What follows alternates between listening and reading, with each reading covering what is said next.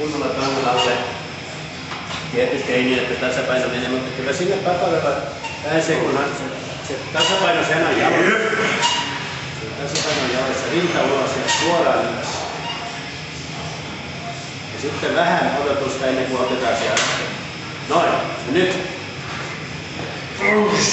Hyvä hengitys.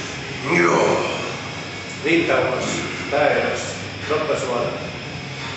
Mahdollisimman suoraan. Sitten jännityksellä alas.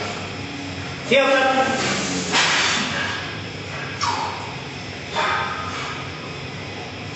Nyt! Ja yksi vielä. Syvä hengitys. Nyt! No, noin. Aika juuri, mutta hyväksyttyjä kuitenkin. Mutta ei mitään marginaalia siellä enää. Niin. Kunnolla tangon alle. Pakarat mukaan kanssa. Suoraan ylös ja vähän seisotaan. Syvä hengitys.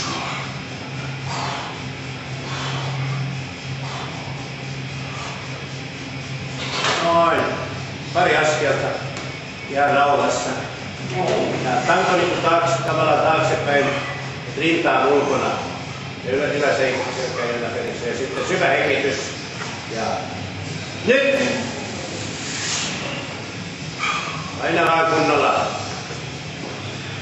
Nyt! Painaa. Hyvä hengitys. Nyt! Aina vaan, joo, se jäi viimeisessä vähän. Se huomattiin kyllä heti, että viimeisessä ei ollut ihan tarpeeksi syvyyttä. Ja silloin se tuli paljon helpommaksi tavallaan heti.